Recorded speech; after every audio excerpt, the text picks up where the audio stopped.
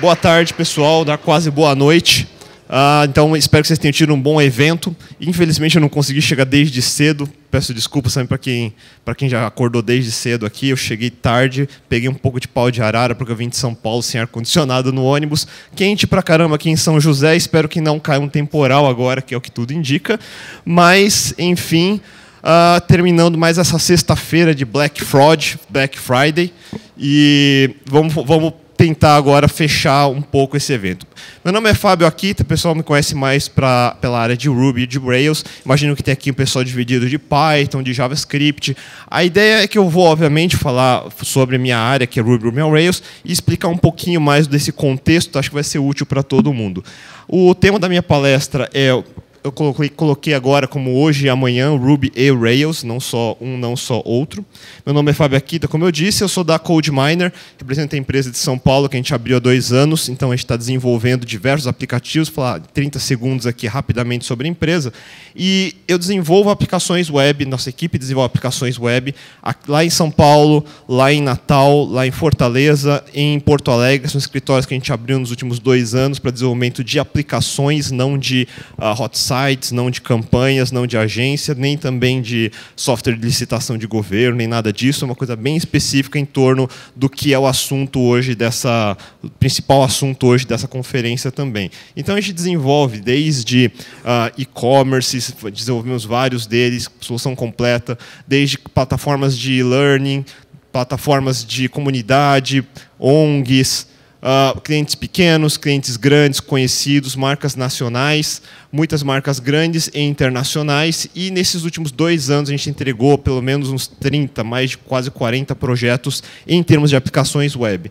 Isso nos últimos 2 anos. Rapidamente, para quem não é da área de Ruby on Rails, só para dar o que a gente tem hoje em dia trabalhando, a gente está hoje no Rails 3.2.15 e Rails 4.0.1, são as versões mais recentes, a gente vem evoluindo bastante, isso pelo menos uma vez por ano, a gente tem uma grande release. Em termos da linguagem em si, a gente está hoje na Ruby 2.0, migrando da série 1.9 e no caso do JRuby, que está bem estável também em produção, hoje em dia a gente já usa em clientes, versão 1.7.6. E até uma curiosidade em termos de linguagem, quando a gente fala em Ruby, hoje em dia a gente migra muito rápido. Migra rápido nesse sentido. Antigamente, quando a gente começou a desenvolver com Ruby on Rails, era a série 1.8. Essa série 1.8 já praticamente inexiste no mundo hoje. A gente migrou muito rápido para a série 1.9, levou um tempo para isso.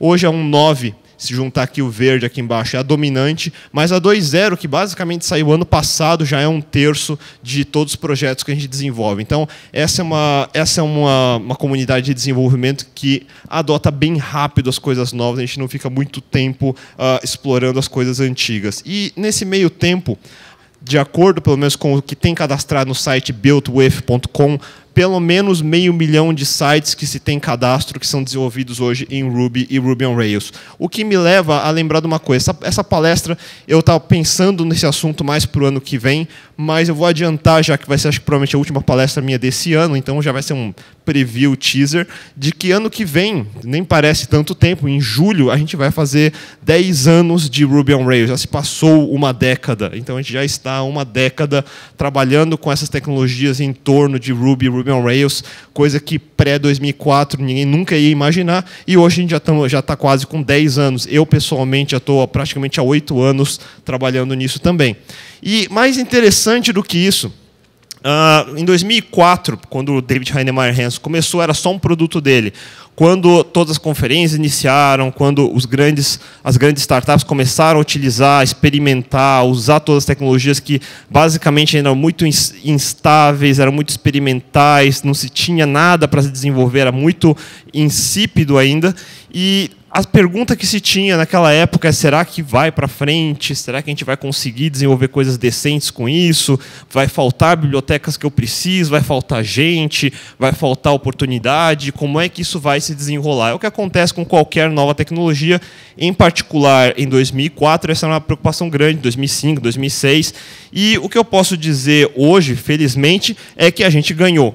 O que quer dizer a gente ganhou? A gente não ganhou um do outro, ganhamos de Python, ganhamos de C, não é nada disso. A gente ganhou a legitimidade de estar trabalhando numa coisa que a gente gosta de trabalhar, a gente conseguiu provar isso, criou-se um ecossistema ao redor disso, criou-se negócios, criou-se startups, criou-se consultorias, criou-se tecnologias, criou-se oportunidades para todo mundo, e hoje esse é um mercado que se autossustenta, e essa é a parte mais importante. Eu, em particular, que sou uma empresa quase exclusiva em torno de Ruby on Rails, há 2 anos, non-stop, com projetos o tempo todo, o pipeline está longo, tem mais projetos para desenvolver agora, já na fila, esperando. Então, é uma coisa que está constantemente evoluindo, e eu acho que muita gente lá fora, principalmente, já é bem grande, já falta desenvolvedor, porque está em constante procura, tem muitas empresas de treinamento, empresas de desenvolvimento, o Nando, que palestrou hoje também, ele treina pessoas, por exemplo.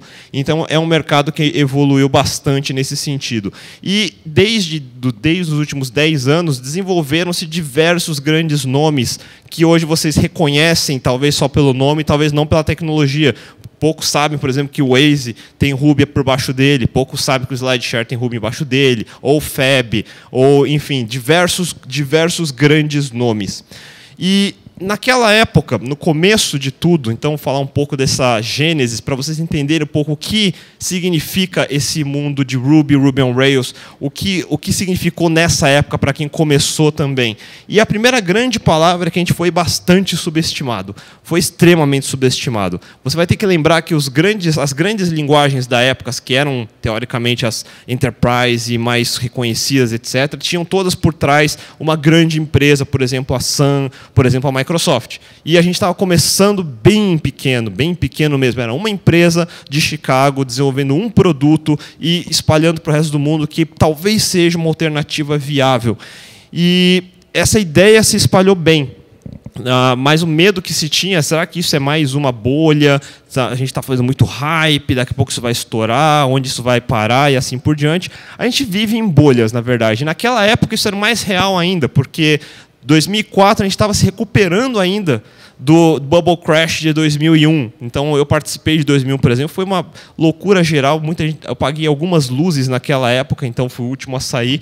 E esse medo era constante. Esse medo ainda é constante hoje também. E hoje em dia, na verdade, a gente está numa segunda geração de empreendedores e pessoas tomando risco, mas era um medo iminente.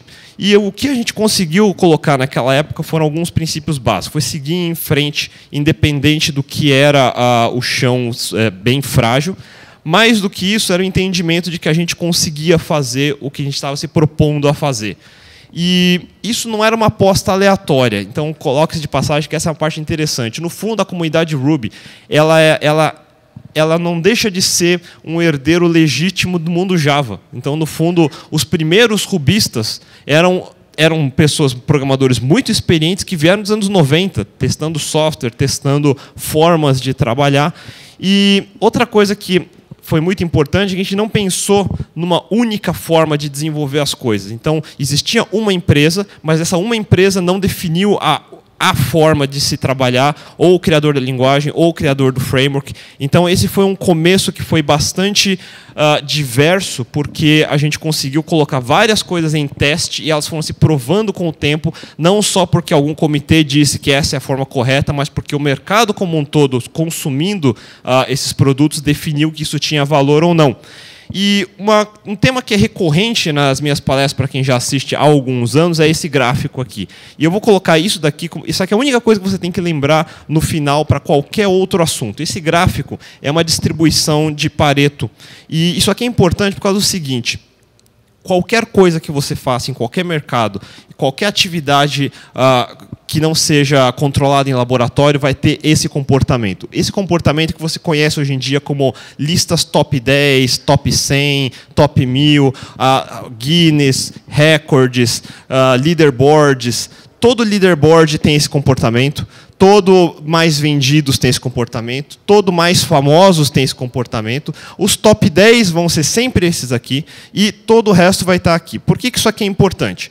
Porque a maioria dos cases que a gente costuma ver é o seguinte: putz, mais o Twitter, mais o Groupon, mais não sei quem, esses caras, o Facebook e tudo mais, esta faixa, é uma linha aqui, É isso daqui que representa essa representatividade de uma desktop 5. E todos nós, pessoas mais normais, vamos dizer assim, que não está no Black Swan da coisa, no cisne negro, que não é o erro fora da curva, que não é a anomalia, nós estamos mais para cá no long tail. É aqui que vão estar todos os e-commerce que você conhece, inclusive os maiores, vão estar por aqui mesmo. Se você não tiver, a menos que a gente esteja falando de alguém aqui que tem, sei lá, 20 bilhões de requisições mês, ou na verdade muito mais do que isso, todos nós vamos estar aqui. É por isso que as discussões têm efeitos estranhos, porque o que você diz aqui não vale aqui. Esse é ponto número 1, essa é a primeira coisa que você tem que entender. Não é porque eu preciso fazer uma arquitetura que vai suportar o Twitter. Você não precisa, você não vai estar aqui, é raro. Aconteceu uma vez na última década. Uma vez só. Então, essa é a chance de acontecer, dado 200 milhões de sites no mundo. Então, é mais ou menos assim que a gente pensa. E se você parar para pensar por que isso é importante, é outra coisa também. Esse é o comportamento de qualquer projeto que você procurar, de qualquer categoria de projeto. Eu vou dar um exemplo no mundo Ruby. Se você procurar um site chamado The Ruby Toolbox, eu posso encontrar as principais bibliotecas utilizadas hoje. E elas mudam constantemente, por diversas razões. Mas se você olhar, por exemplo, bibliotecas de máquinas de estado, tem várias, existiram algumas mais famosas 5 anos atrás, hoje você tem outras, e você vai encontrar esse comportamento aqui, exatamente esse. Aqui a gente tem poucos dados, mas você vai ver que é essa tendência. Vamos ver aqui coisas que a gente pegou emprestado do mundo Django. Interfaces admin, que isso aqui virou também uma febre, né? Todo mundo queria fazer um tão bom quanto. A gente fez vários, não foram poucos. Vários desses ficaram trocando de lugar. Hoje a gente usa bastante esses dois principais, mas, de novo, você vai ver esse comportamento. A/B testing, pessoal que lê Steve Blank, que quer aprender um pouco mais sobre o X, assim por diante, quer testar. De novo, esses dois estão concorrendo bem perto, você está vendo, mas um deles vai acabar caindo, o outro vai subir, é normal. Você vai ver aqui geradores de site estático. Hoje tem vários também. Todo mundo, o Hello World agora é fazer um gerador de site estático. E a gente tem o Jekyll aqui, que é um dos mais usados, o pessoal do GitHub que fez, de novo, mesmo comportamento. Outra coisa que a gente usa bastante hoje em dia, no mundo Rails a gente discutiu bastante sobre patterns, sobre estruturas, formas melhores de desenvolver, como que eu abstraio, como não abstraio tanto. Presenters foram uma das maiores discussões que teve nos últimos 3 anos, por exemplo, gerou vários projetos, de novo, na mesma característica. ORMs teve um comportamento que foi por causa do Rails, que o Active Record meio que dominou de fato. Isso é o que a gente chama, quando um único elemento dessa cadeia, dessa rede, domina todos os outros sem ter, de fato, uma graduação. Isso aqui é o que a gente chama de o que poderia quase se configurar como um monopólio, vamos dizer assim, do ponto de vista econômico. Do mundo de Rails Search, que é procura. Então, isso também é uma coisa que evoluiu bastante, vou até falar sobre isso daqui a pouco. De novo, isso aqui é uma coisa que está agora em muita evolução, a gente tem alguns concorrentes fortes, e você vai ver que tem esse comportamento para cá. E, finalmente, integração contínua, outro assunto recorrente da comunidade Rails, tem exatamente essa mesma curva. Então, isso aqui são só alguns dados que eu peguei rapidamente para demonstrar o que significa você colaborar na internet, ou ter produtos no mercado, ou ter programadores ou celebridades, não importa o que. Todos vão estar em alguma configuração desse tipo, e esse tipo de distribuição, na verdade, ela define o seguinte: eu tenho aqui características iguais para todos, todo mundo tem as mesmas condições. Alguns vão ser mais eficientes, alguns vão ser mais, vão entregar melhor valor, alguns vão ouvir mais, enfim, diversas características vão fazer essa briga ser dinâmica e isso aqui acontecer. Então, o que você espera é estar aqui sempre. E isso daqui não quer dizer que foram erros. Para chegar nesse cara aqui, precisou acontecer todos esses outros no caminho para a gente aprender com os erros de cada um e escalar até chegar onde a gente conhece hoje. Isso é melhoria contínua, é o que acontece o tempo todo. E dado esse contexto, dado que em 2004 a gente não tinha um grande sponsor, dado que em 2004 não tinha grandes programadores, dado que em 2004 não tinha ainda nada, por que a gente conseguiu passar 10 anos e criar tudo que eu vou mostrar agora para vocês? Porque a gente estava absolutamente limitado. Esse é outro tema que eu tenho falado bastante esse ano. A gente sempre espera o seguinte: eu tenho pouco tempo, eu tenho pouco dinheiro, eu tenho pouco recurso, eu tenho pouco conhecimento, eu tenho pouco tudo. Todo mundo é um coitadinho, e por isso eu preciso de um investidor, preciso de um mentor, preciso de um angel, preciso do papai, preciso do... Enfim, preciso de um patrocínio. Todo mundo precisa. Isso não torna ninguém especial. Não tem absolutamente nada especial. A única coisa que é especial, de fato, é quando você está numa limitação. Para chegar de um ponto A até um ponto B, eu tenho um caminho só para percorrer e você vai dizer que eu vou fazer metade desse caminho. Agora, isso sim é uma inovação. Então, se eu falasse, por exemplo, um século atrás, eu quero chegar do outro lado do mundo em 24 horas, isso é impossível. Impossível. Você é louco, retardado, você é hospitalizado, porque, obviamente, você bateu a cabeça. Hoje em dia, a coisa mais rotineira do mundo é você dar a volta ao mundo. Não custa nada. Custa um pouquinho. É acessível. Qualquer um que pode tentar. Japão não é tão longe assim mais.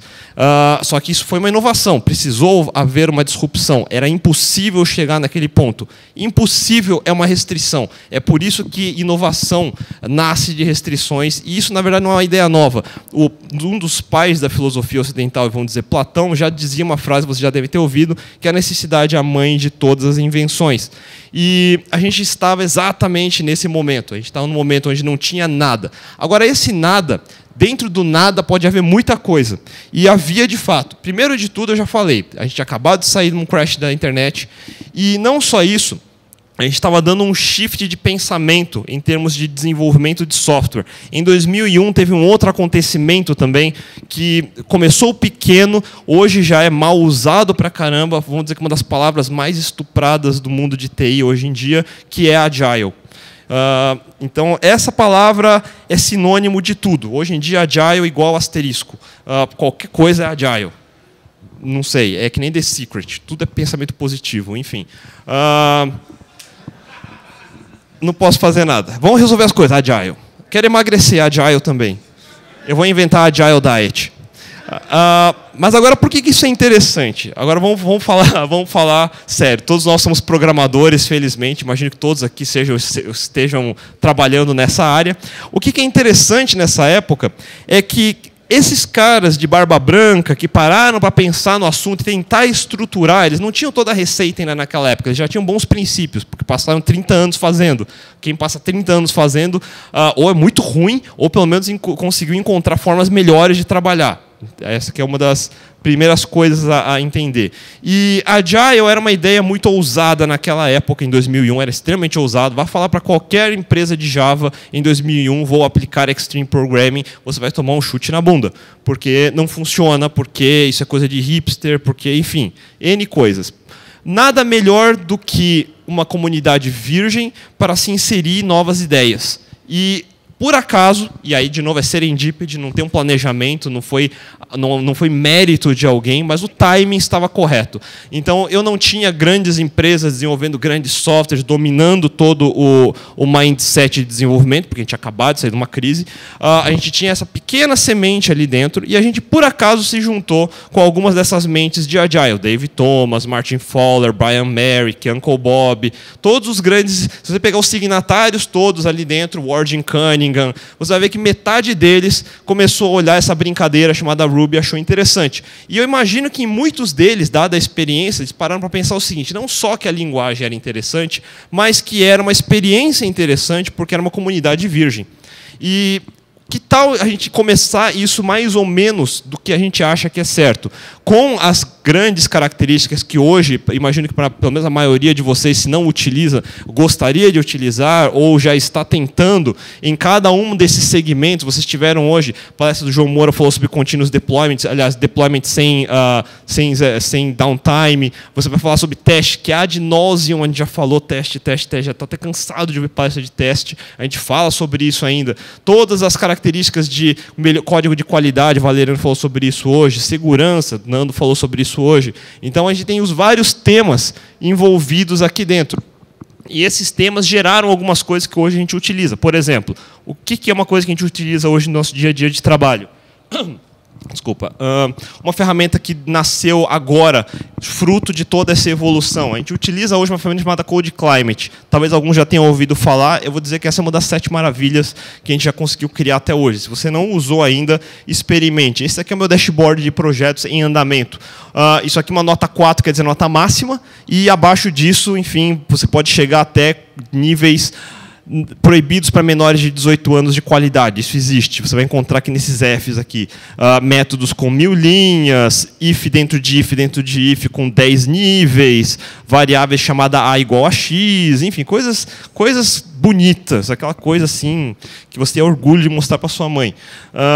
Esses que estão em vermelho não são meus, são herdados, a gente vai tentar corrigir eles. A gente já tentou corrigir vários deles. Os que a gente começa vai ficando sempre em cima desse mesmo nível de cima. A gente está o tempo todo. Isso é uma prática, isso é uma disciplina. Toda vez que... todo mundo da minha empresa tem acesso a isso daqui. Então, todo mundo, de todos os projetos, está recebendo essa notificação o tempo todo. Então, cada vez que a qualidade desce ou sobe, todo mundo recebe e-mail sobre isso. E a parte engraçada, muitas vezes, é que você vai ver uma qualidade caindo e você dá 5 minutos, daqui a pouco você recebe um e-mail de que ela subiu. Porque ninguém quer ser o cara que quebrou as coisas. E isso é uma coisa que a gente faz tanto para qualidade e estrutura de código, quanto para segurança também, que pouca gente se preocupa hoje em dia. O Nando falou bastante sobre isso. Tem um básico, e o básico é isso daqui. Isso aqui é o Hello World de segurança. Isso aqui é o mínimo do mínimo necessário. A gente tem que ter isso também. E se você ficou interessado no conceito, eu estava procurando para outras linguagens. Java, por exemplo, como é que eu faço para ter isso? Existem os mesmos tipos de ferramenta, só não tem o mesmo tipo de serviço ainda, pelo menos que eu não achei. Outra coisa que o mundo Agile trouxe para a gente é sobre testes. Então, a gente fala de testes, teste all the time, teste unitário, teste de aceitação. Enfim, você vai encontrar essa pressão em todas as comunidades. A gente conseguiu criar o exemplo, o magnum opus de trollagem que é teste. Então, todo mundo fala de teste. Mesmo que não sabe o que é teste, fala de teste hoje em dia. Mesmo que nunca fez, fala de teste. Mesmo que não goste, sabe o que é. Porque alguém do lado já encheu a orelha dele para fazer. Então, isso foi um meme que evoluiu bem, e a gente utiliza isso de fato. Mais do que isso, hoje em dia é serviço. É tão simples de usar que eu conecto no meu GitHub um Travis, por exemplo, e eu vou ter todos os meus projetos cobertos ali dentro. Hoje em dia, para você ter uma ideia, em projetos para cliente, que todo mundo fala, não, cliente tem que ser coisa rápida, a gente vai jogar pela janela. A gente está brigando hoje em taxa de cobertura de teste de 98.2 porque pulou para 98.1. Então, o 0,1 está incomodando, eu preciso melhorar isso. A gente está nesse, não brigando se está no 10% ou no 20%. A gente está querendo brigar nos 90%. É assim que a gente está evoluindo o tempo todo. E, de novo, é uma coisa que está batendo no e-mail de todo mundo o tempo todo. Então, o Rails ele nasceu em 2004. O que mais aconteceu nessa época aqui? Um dos assuntos que já existia desde 97 adiante, desde que inventou-se o primeiro crawler, o web crawler, que foi mais famoso, depois o Lycos, o Excite, assim por diante, é o tal do SEO. Então, falou-se muito sobre SEO, evoluiu-se muito. O Google acabou de lançar uma engine nova, que é o Hummingbird, então tudo que a gente já sabe vai quebrar de novo. Isso vai acontecer de tempos em tempos. Mas todo mundo quer fazer produto web. Pouca gente se preocupa em tornar ele acessível, que significa um bom produto que não tem público não serve para nada. A gente aprendeu isso também a duras penas. E o SEO Book ele saiu, se não me engano, em 2004, se tornou meio que uma das primeiras referências um pouco mais estruturadas. E em 2004 foi quando essa briga toda de SEO começou a ganhar um pouco mais de estrutura. Você vai notar que muitos dos principais nomes da área de SEO já existiam, obviamente, nos anos 90, mas começaram a se tornar mais prolixos a partir daí. E desde então, no mundo Rails também, que veio numa empresa que era uma agência também /design, a gente se preocupou muito nessa área de colocar URLs amigáveis, se discutia tanto, era uma novidade, porque toda URL tinha 200 caracteres. No mundo Rails, já por default, a gente já passava do princípio que isso deveria ser uma coisa fácil. Então, esses são pequenos conceitos, mas conceitos que estão no dia a dia e fazem parte da relevância do que a gente faz hoje em dia. Isso gerou várias coisas em cima do mundo Rails. Hoje em dia, a gente tem um dos melhores conjuntos de ferramentas para todos os tipos e todos os gostos para quem quer fazer front-end. A gente criou novas linguagens em cima de outras. Foi, na verdade, com o SAS e Haml que nasceu essa ideia de fazer uma linguagem que gera uma linguagem, isso que a gente usa mais hoje em dia, uma linguagem como CoffeeScript JavaScript, que metade odeia, metade ama. SAS, por exemplo, depois deu origem a outros. Então, a gente tem Less, a gente vai encontrar outros no caminho. Bibliotecas, agora, uma vez que eu consegui estruturar uma coisa tão nojenta como CSS, uma das piores invenções da humanidade, é horrível usar aquela porcaria, a gente finalmente conseguiu estruturar essa desgraça e começou a sair bibliotecas em cima. Compass, por exemplo, ou Bourbon, e, enfim, diversas bibliotecas que começaram a estruturar front-end de uma forma como ele nunca havia sido feito antes. Porque antes, ser eficiente em CSS era abrir o Dreamweaver, botão direito, Style, e você tem o seu CSS feito. A gente criou o odiado Asset Pipeline, que depois gerou inspiração para outras coisas, que a gente JavaScript vai ver Grunt, por exemplo, vai acabar lembrando de Asset Pipeline. Foi uma coisa que a gente tentou colocar desde o começo para SEO, para minificar, para diminuir a quantidade de requests, para colocar menos tamanho de download de assets e assim por diante. São todas preocupações que vieram desse momento. Começou a se discutir o assunto, a gente começou a implementar essas ferramentas. Aí, em 2005, um certo tio chamado Linus Torvalds criou uma ferramenta chamada Git. Se você pegar o Git versão 2005, ele é insano.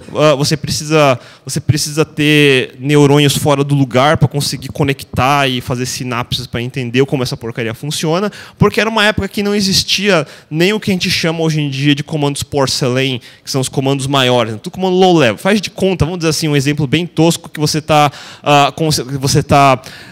gerenciando seu repositório com comandos de assembler, faz uma coisa desse tipo. Enfim, em 2006, o Linus fez um Google Talk que se tornou famoso. Ele foi no Google fazer uma talk para os desenvolvedores dele, falou mal pra caramba do Subversion, falou mal pra caramba do CVS, e inspirou toda uma geração de trollers Ruby a fazer a mesma coisa. Enfim. E olhando nessa época, a gente começou a pensar o que a gente usa de repositórios. Tinha muita gente ainda usando CVS mesmo. Alguns usavam Subversion. Era um negócio ainda meio fora do caminho. A gente tinha software open source no SourceForge. Tinha outros sites mais toscos ainda. Não era uma coisa muito bonita. Tirando a área de pacotes de Linux e tudo mais, que era mais organizado, onde você tinha código-fonte era uma coisa... Enfim, era uma bagunça. E... baseado nisso, a gente começou a olhar essa tecnologia. Nós, de novo, a gente era da área Ruby, a gente não tinha todo um histórico de Subversion atrás, um investimento feito, então eu não tenho nenhuma lealdade ao Subversion, por que não tentar usar Git? Em 2008 foi quando eu comecei a evangelizar o Git mais forte, foi quando o GitHub surgiu. Então, a primeira vez que você começa a falar sobre Git é nessa época, por exemplo, 2007, 2008. Quem quiser aprender, aliás, tem um screencast que coloquei no ar esses dias. Há preços de Black Friday, metade do preço de zero. Então, vocês podem conseguir rapidamente isso bem fácil. E vamos lá, GitHub. GitHub surgiu em 2008, bem pequeno, para colocar Git como serviço. Ninguém queria apostar em Git, o Rails não ficava em Git. Todo mundo odiava essa desgraça, porque era horrível de usar, não tinha botão direito para fazer checkout, era o que todo mundo gostava de fazer. Então, era uma porcaria, não funcionava. Não funcionava, a gente investiu. Hoje, todo o desenvolvimento de software, todo o ciclo, todo life cycle de desenvolvimento de software, não só open source como comercial, hoje usa Git. Então, poucos de boas empresas que utilizam boas técnicas ainda usam alguma coisa que não é Git.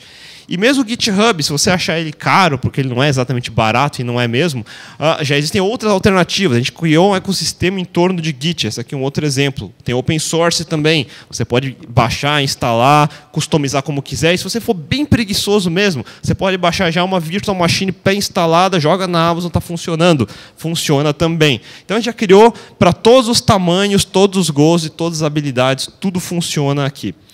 Além disso, outra coisa que aconteceu, isso não parece, para quem está desenvolvendo hoje em dia, o mundo cloud é um mundo que existe já, sempre existiu. É que nem aquela coisa de programador que acabou de entrar na faculdade. Não, sempre existiu Java, sempre existiu cloud, sempre existiu todas essas coisas que a gente usa hoje. Não existe, óbvio que não existia um mundo onde vocês não tinham cloud. Ainda tem gente usando máquinas não cloud, mas enfim. 2002 surgiu uma tecnologia lá na Rússia que pouca gente deu atenção, de fato, porque estava começando, chamado Nginx. E em 2006, a Amazon, o grande e-commerce, que era só reconhecido para você poder comprar livros e importar e assim por diante, lançou um tal de Amazon Web Services, o AWS, e deu origem ao que a gente conhece hoje como Elastic Cloud Computing. E essa ideia de Elastic Cloud Computing, numa época, principalmente 2006, onde, se você for lembrar, a gente vai começar a discutir essa nova geração de produtos e escalabilidade a partir mais ou menos dessa época. Por quê? Porque Facebook nasceu em 2004, porque Twitter nasceu em 2006 para 2007, porque você vai começar a encontrar Groupons em 2008. Então, a gente está falando de uma era que está por aqui, onde a gente começa a falar de escalabilidade horizontal, múltiplas máquinas, comunicações de milhões de conexões simultâneas. Essa coisa voltou com mais força, principalmente depois de 2008. Depois de 2008, obviamente, porque teve a crise nos Estados Unidos. Mas, enfim, como eu falei, o Nginx deu um novo passo. Na verdade, o Nginx, em 2002, se você parar para pensar no mundo de assíncrono, que hoje a gente fala como se fosse água, Reactor, então a gente LibAsync, não sei o que lá, isso daqui já utilizava em 2002, não tem nenhuma novidade. A gente já conhece a tecnologia desde os anos 90, não tem nada de novo nisso. Essa é uma implementação que começou a fazer isso desde o começo. Ele é o equivalente, vamos dizer, ao que é o Node.js, só que no mundo de HTTP puro. E em cima desse tipo de ferramenta, a gente criou também as nossas, que utilizam essas as melhores ferramentas. Unicorn, por exemplo, para colocar aplicações Ruby em produção. O Passenger, que nasceu em 2008 e voltou com força agora. E se alguém quiser entender um pouco mais de todos os detalhes, já estou colocando até os links aqui. Não precisa anotar, porque depois já estão no SlideShare os slides. E, finalmente, depois que você passa por todas as dores de configurar máquina, de configurar arquivo.conf de web server e todas essas tranqueiras que demandam tempo, você para pensar, não é possível que não dá para fazer isso melhor. E lembre-se, a gente está falando de uma época, de novo, de restrições. Eu sou um programador que está cuidando de 10 clientes, que precisa configurar 20 servidores, que precisa manter tudo isso em operação, e cada vez mais isso vai gerando problemas. Se eu fosse de uma grande empresa, que eu tenho 20 pessoas, que foda-se meu chefe, porque ele estava me pagando mesmo para ficar configurando o arquivo, então eu vou ficar configurando o arquivo, e esse é o grande problema de quando você tem muito dinheiro sobrando, porque você vai fazer do jeito mais tosco, sempre, porque você pode. Se eu tiver todo o dinheiro do mundo, por que eu vou procurar a melhor solução? Porque basta colocar 20 estagiários, dando reboot na máquina todo dia, e tem gente que funciona assim até hoje, para funcionar. Por outro lado, tem gente que não tem dinheiro, tem gente que não tem tempo, tem gente que não tem recurso, e precisa trabalhar também. E aí você inventa tecnologias como um Heroku,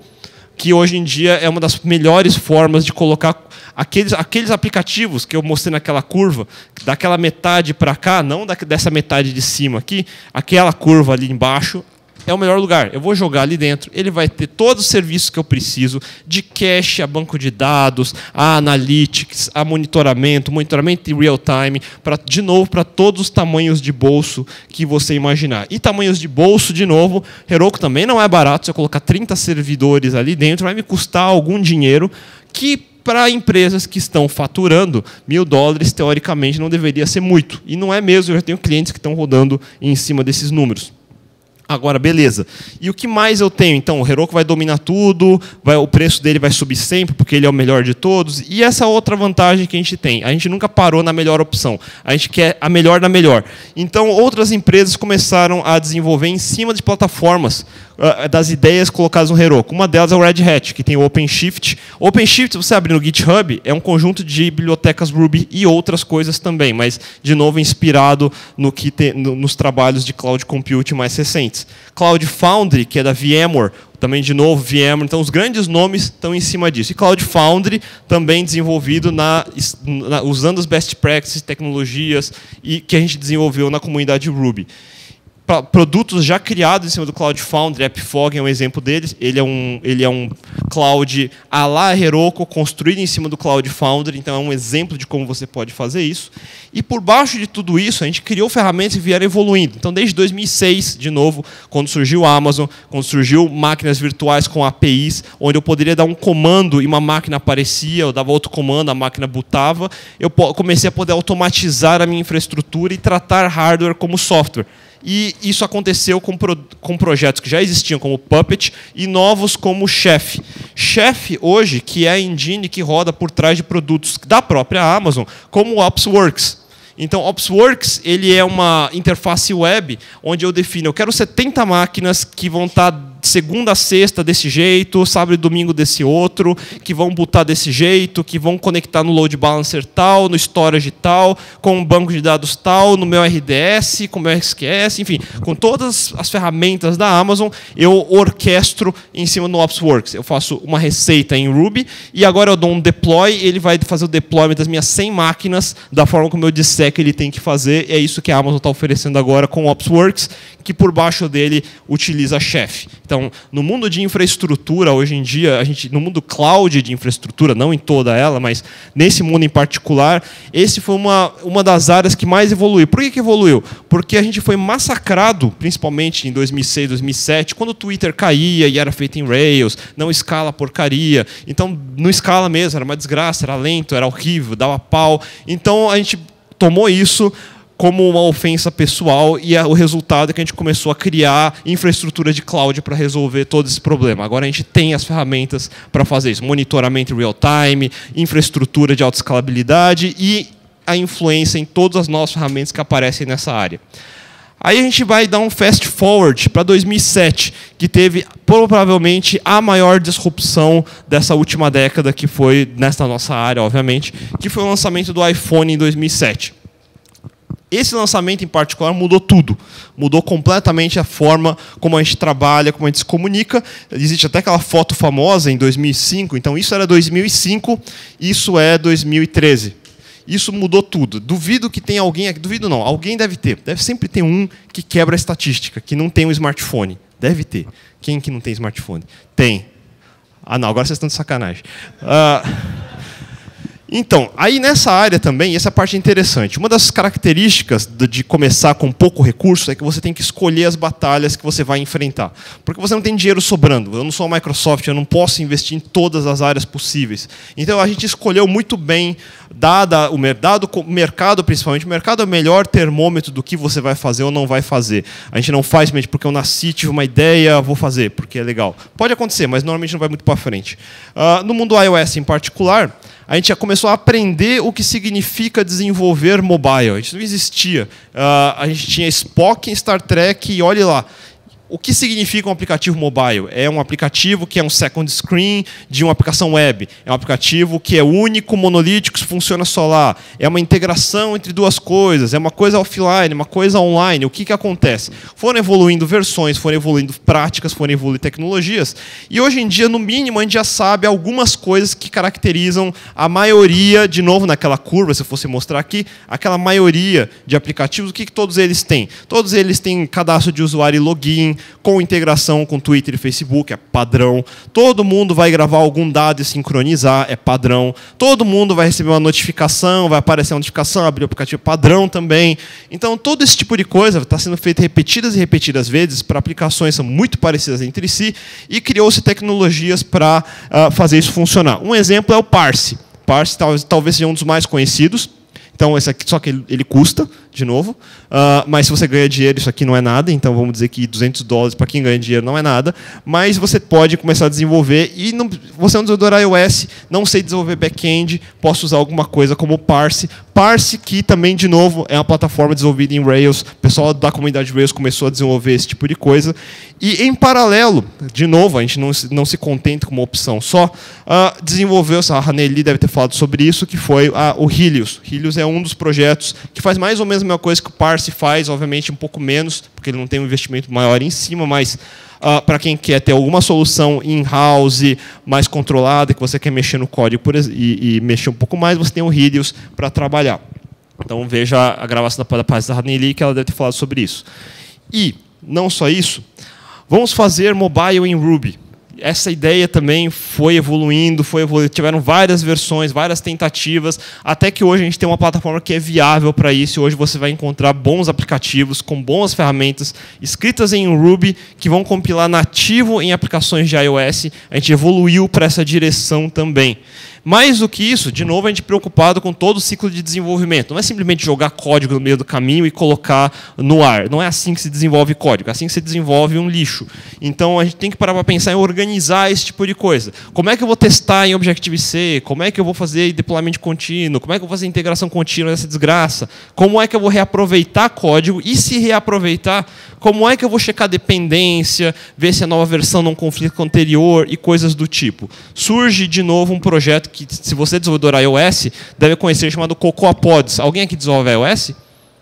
Alguns desenvolvem. Provavelmente deve saber sobre CocoaPods. CocoaPods, que veio da onde? Eloy Duran, camarada também lá de Amsterdã, é uma empresa chamada Fingertips, que desenvolvia iOS, comunidade Ruby também. Desenvolveu mais ou menos o que para a gente hoje é Ruby Gems. E, aliás, CocoaPods é em Ruby também. Então, iOS também. Sabendo que o Ruby é meio que nem um vírus, né? Ele vai se espalhando em todos os lugares que pode. Em 2008, surgiu... Não é que surgiu... Opa! Em 2008 surgiu outra coisa. O HTML5 já vinha crescendo há algum tempo, drafts e drafts. 2008 não foi o draft final, aliás, foi quando os primeiros browsers começaram a implementar. Então, de novo, a gente voltou a essa ideia de desenvolvimento web diferente com o HTML5, começou a falar de WebSockets. WebSockets, por que WebSockets? Porque eu quero manter um monte de gente pendurada, porque eu vou ter, por exemplo, um chat. Imagina um chat com todos vocês pendurados. Putz, fudeu, porque do jeito antigo, uma requisição por processo vai custar memória, vai custar processador, vai custar CPU, eu vou ter que colocar um parque de 200 máquinas, porque não vai aguentar, ou fazer coisas toscas, como fazer polling, ficar de segundo em segundo, dando um refresh na página para ver se tem alguma coisa. Aí que surge, em 2008, começou a se implementar o HTML5 de alguma forma mais decente, surge o Chrome, uma versão melhor. Com o Chrome surge o V8, que é uma das melhores engines. O Google investiu, ora homem, nessa desgraça. Então, não brinquem com o Google, porque o Google mata mesmo. Eles conseguiram fazer uma engine, conseguiram fazer uma virtual machine que é muito rápida. Tem que realmente baixar o chapéu para ele. E, em cima disso, mais parabéns ainda ao Ryan Dahl, que vislumbrou o que fazer com isso para resolver esses problemas. Por exemplo, fez o Node.js. 2009 foi um ano interessante, porque a gente, no mundo Rails, a gente estava no meio de uma disputa, vamos dizer, filosófica, e começou a surgir novos concorrentes. Não há nada melhor para tirar uma discussão filosófica sem sentido do lugar do que uma competição. E, nesse sentido, dali em diante, a gente começou a criar tecnologias que resolvem esses problemas também. Um dos primeiros que surgiu foi de uma incubadora de Londres, que chama New Bamboo, chama esse Pusher. O que faz o Pusher? Preciso fazer um chat para 1000 pessoas simultaneamente. E eu não quero fazer polling, não quero fazer refresh, não quero ter que ver tudo isso. Putz, legal, vamos colocar ali alguma coisa assíncrona, porque tudo que é assíncrono resolve tudo. E vai resolver todos os problemas. Hoje em dia é mais fácil. De novo, eu não estou falando daquela curva, eu não estou falando desses caras aqui. O Pedrinho, por exemplo, está desse lado aqui. Entendeu? Então ele precisa disso. A gente não precisa, a gente está desse lado aqui. Vamos ser mais pragmático. E, nesse sentido, preciso fazer um chat. Eu não preciso instalar minha infraestrutura, não vou instalar Node, não vou instalar Erlang, não vou instalar nenhuma dessas outras coisas. Eu vou usar um serviço que já existe como Pusher, que vai me custar algo do tipo, vamos dizer aqui o mais baratinho, $19 por mês para 100 pessoas simultâneas, máximo. Desculpa, 100 conexões simultâneas, não 100 pessoas. Mas você vai achar, putz, isso é caro. E aí, de fato, é caro mesmo. Mas eu posso ir para outros. Tem outros, realtime.com, que é o mesmo protocolo, faz a mesma coisa, e eu vou pagar alguma coisa da ordem de $1 por milhão de mensagens. $1 por milhão de mensagens, você não pode ser tão mão de vaca assim, certo? 1 milhão de mensagens. Você não vai mandar 1 milhão de mensagens, acredite em mim, você não vai.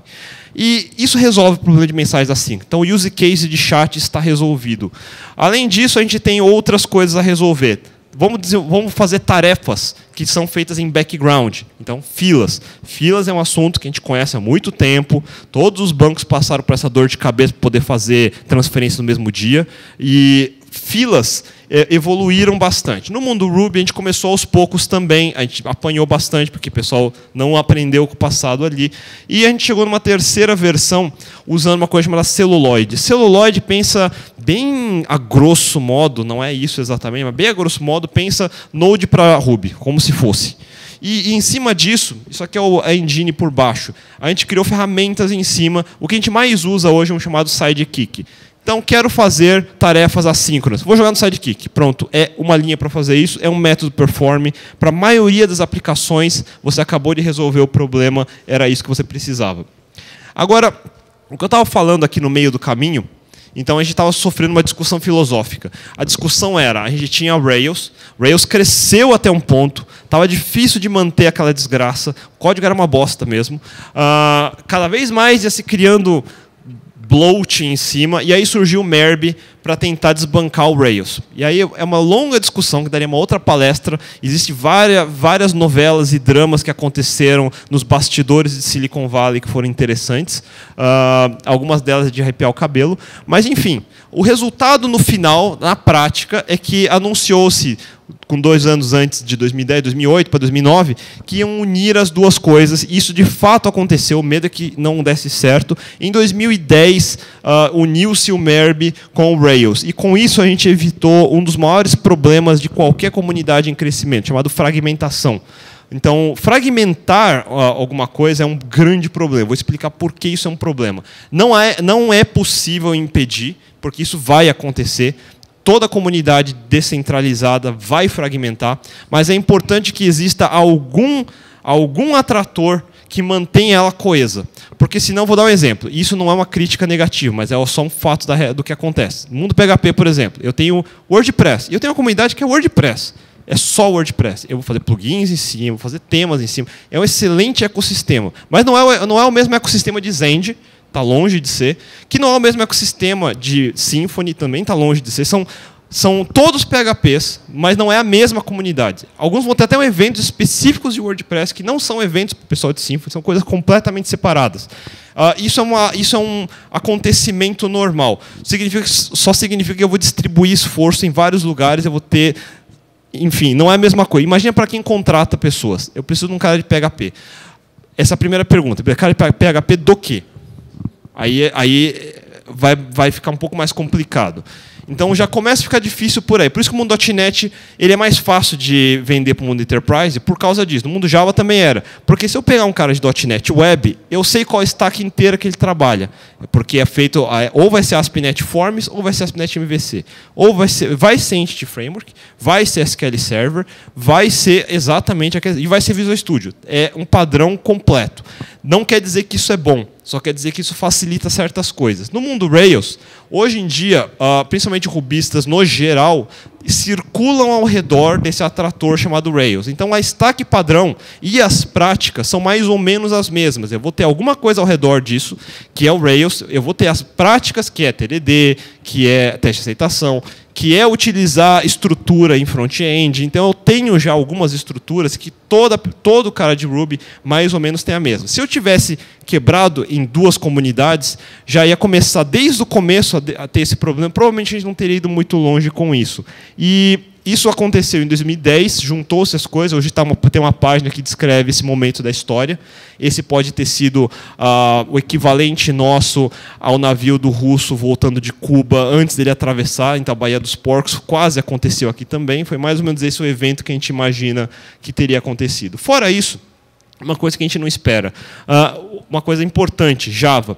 Java teve vários problemas na última década. Ele sofreu bastante. Não vou dizer que eu vou ter dó, porque ele é muito maior do que eu, mas, enfim. A Sun estava mal das pernas no começo, a bolha estourou, a Oracle comprou a Sun. O Java 6, se não me engano, tinha saído em 2006. Foi 5 anos antes. Levou 5 anos para sair uma nova versão, que ficou discutindo o que fazer, até que saiu finalmente. E é uma excelente coisa que ele saiu. Agora o 8 está para sair também, não sei se já saiu ou está para sair. Isso é importante para a gente. Por que isso é importante para a gente? Porque a gente sabe das nossas limitações. Tem muitas coisas no mundo Ruby que eu não consigo fazer. E eu não vou fazer, porque não vale a pena para investir nessa direção. Mas no mundo Java, por exemplo, já está resolvido. Exemplo disso, eu fiz uma palestra fim de semana passado só especificamente sobre esse assunto. Full Text Search. Todo mundo acha que sabe Search. Eu vou resumir minha palestra agora em 30 segundos.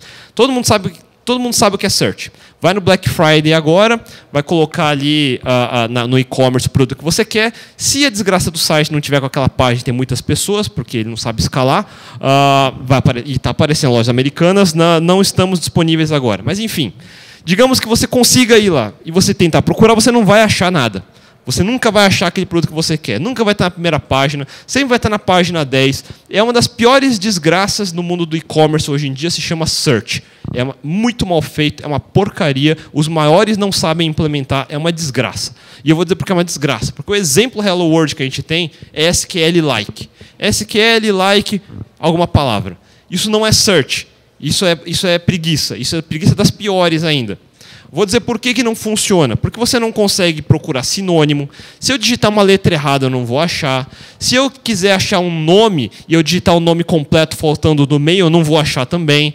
Se eu colocar um nome como Bill Gates e aparecer um texto, Bill de conta e Gates de porta, e eu colocar 1% no meio do Bill e do Gates, ele vai achar esse texto também. Eu não quero saber desse texto, não fala nada a respeito do que eu quero.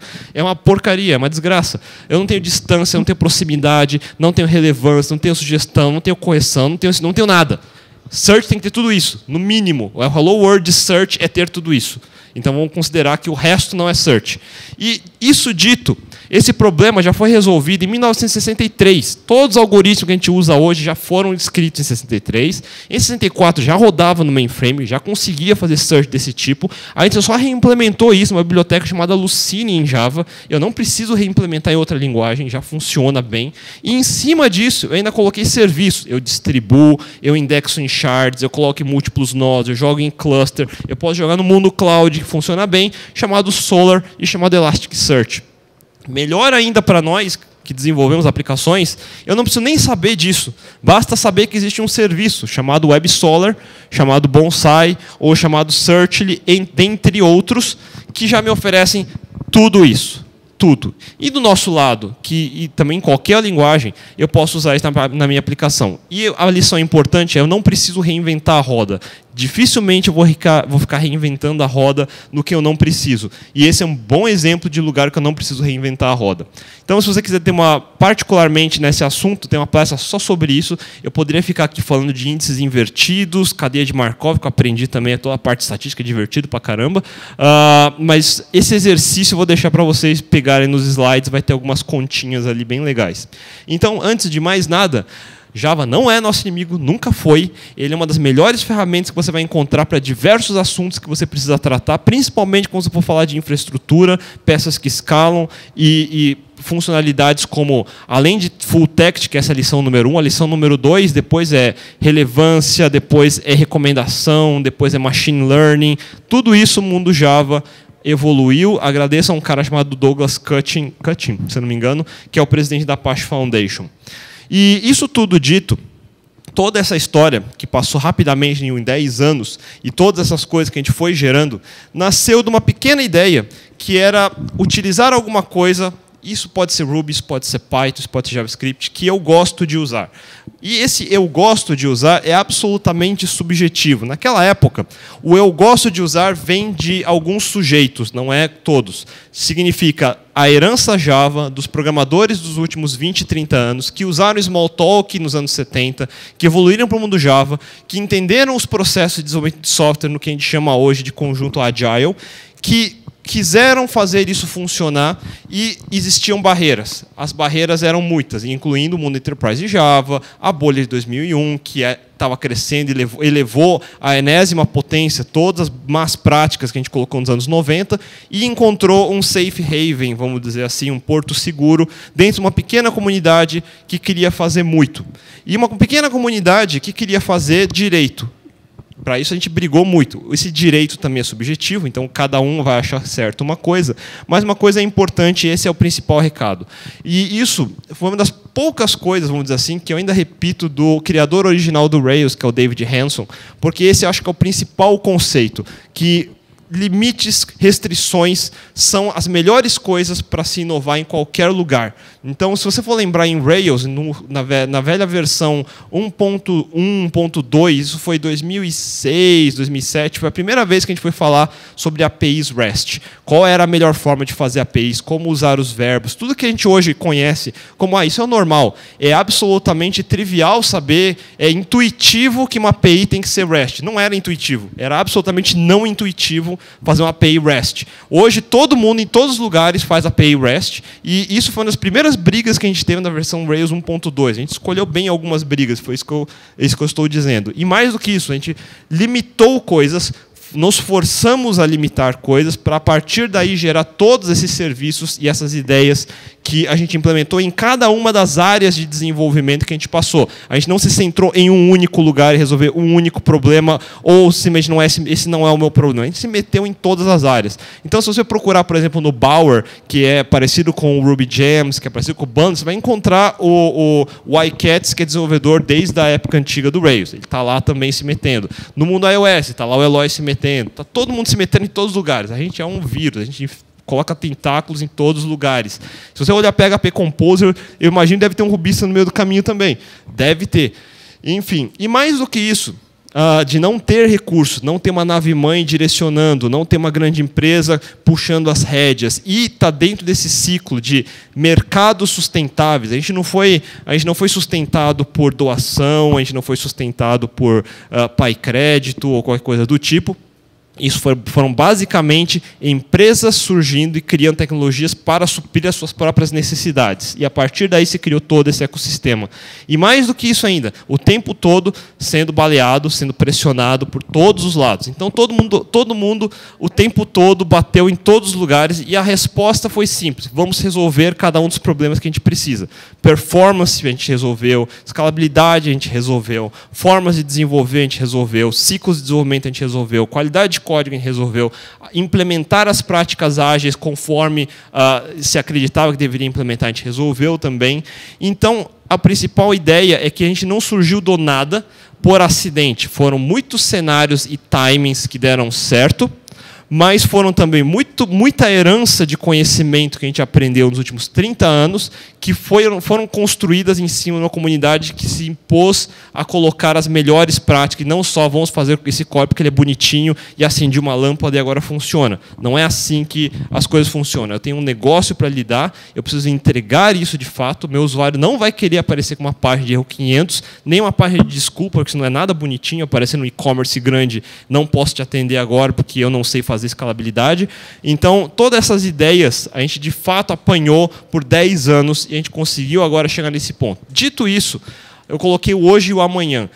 Essa ideia do hoje e do amanhã é de propósito, porque eu não vou dizer agora quais são as grandes tendências, então, em 2014 nós vamos fazer isso, em 2015 nós vamos fazer isso, porque isso não funciona. Em 2004 a gente não sabia que existiria a Amazon, em 2004 eu não sabia que existiria o iPhone, em 2004 eu não sabia que existiria HTML5 implementado, em 2004 eu não sabia nada disso.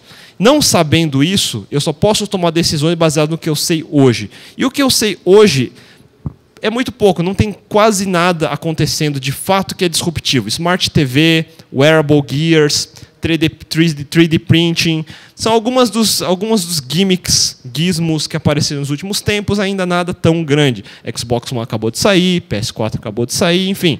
São todas coisas que eu sei hoje. Daqui a 2 anos vai aparecer uma disrupção de novo, alguma nova tendência de fato, uma nova tecnologia, o equivalente ao iPhone em 2007, por exemplo, e nada do que a gente disser vai valer. Então, a parte mais importante não é prever o cisne negro, é se preparar para ele. E se preparar para ele significa o seguinte: é exatamente essa ideia de que não é um pré-planejamento simplesmente de longo prazo, é o constantemente estar iterando em cima das pressões e consertando ponto a ponto em cada pressão, e não acumulando para outros lugares ou criando desculpas para isso. Então, a comunidade Rails em si, ela conseguiu criar essa cultura. Essa é uma cultura. Ela não é escrita, porque uma vez escrita, uma cultura não é mais cultura, é simplesmente uma história. E isso não tem guideline. de novo, porque não é uma receita, isso não é uma metodologia, isso não é um processo. Nada disso funciona. É que nem cada um de nós hoje. Deve ter aqui paulistas, cariocas, enfim, nordestinos, todos os lugares. O que define cada um de vocês não está escrito num pedaço de papel, isso não é uma receita. E a gente foi aprendendo aos poucos e é assim que a gente criou essa cultura. Ela só existe porque a gente sobreviveu. E a gente sobreviveu, de fato, por 10 anos em cima dessa pressão, aquém de todas as previsões de que isso não iria acontecer. A gente passou por vários momentos de fim do mundo 2012. Putz, o Twitter trocou o Rails. Putz, ele não escala. Putz, todos esses problemas aconteceram e a gente não viu o fim do mundo porque é assim que a gente sobrevive. E, dado todo esse contexto, os próximos 10 anos, o que vão ser eles? Não sei, a gente pode expandir, podemos criar novas tecnologias, aumentar a quantidade de pessoas. O mais importante é que hoje ele é sustentável. O mais importante de todos. Eu não dependo de um grande investidor, eu não dependo de uma grande empresa, nenhum de nós tem um grande líder a seguir, porque não é assim que a gente funciona. Aliás, quem a gente mais bate são todos os que se dizem líderes dentro dessa comunidade. Ninguém está seguro de passar por toda essa briga e a tocha passada para frente o tempo todo. Eu já estou há 8 anos, alguns estão começando agora. Vamos ver o que vocês vão fazer na próxima geração. Acho que era isso que eu queria dizer. Espero que tenham gostado. Obrigado por terem vindo.